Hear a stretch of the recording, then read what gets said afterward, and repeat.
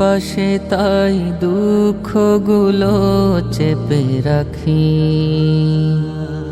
কালো ফ্রেমে চশমাটা বারবার মুছি যার দেখি। তুমি নেই পাশে তাই দুঃখগুলো চেপে রাখি, কালো ফ্রেমে চশমাটা বারবার মুছি যার দেখি। দু চোখের নোনা জল করে শুধু টলমল, দু চোখের নোনা জল করে শুধু টলমল, নীরবে চোখ ভিজে যায়। বাবা কতদিন দেখি না তোমায়, বাবা কতদিন দেখি না তোমায়। তোমার নসিহত মনে পড়ে বারবার, জীবনের প্রতি বাঁকে বাঁকে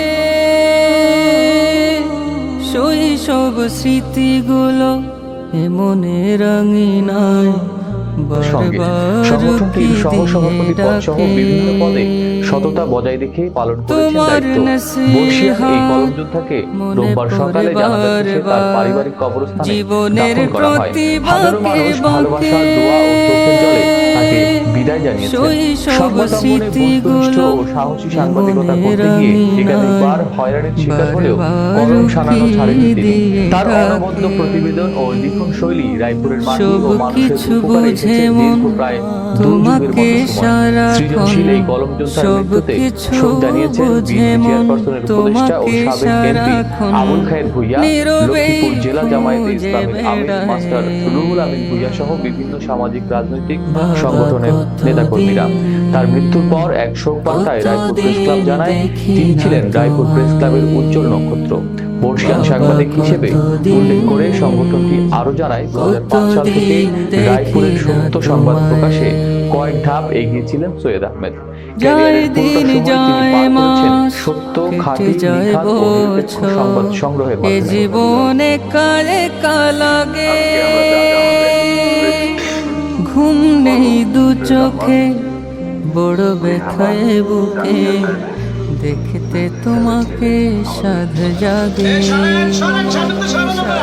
যায় দিন যায় মাস কেটে যায় বছর, এ জীবনে কালে কালাগে ঘুম নেই দু চোখে, বড় ব্যথায় বুকে দেখতে তোমাকে সাধ জাগে। এইটুকু আবদার ময়দানে মাহশর, এইটুকু আবদার ময়দানে মাহশর, দেখা দিও তুমি আমায়। বাবা কতদিন